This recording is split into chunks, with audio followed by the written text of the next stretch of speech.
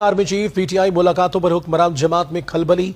Army chief और PTI क़यादत में क्या गुफ्तगू हुई? वज़ीर आज़म को आर्मी चीफ पीटीआई मुलाकातों पर क्या रिपोर्ट दी गई? सीनियर सहाफ़ी अंसार अब्बासी ने शहर इक़्तिदार से बड़ी खबर दे दी। सीनियर सहाफ़ी अंसार अब्बासी कहते हैं, हुकूमती ज़राए ने दावा किया है कि आर्मी चीफ और पीटीआई रहनुमाओं की मुलाकात के हवाले से वज़ीर आज़म को ब्रीफ कर दिया गया है।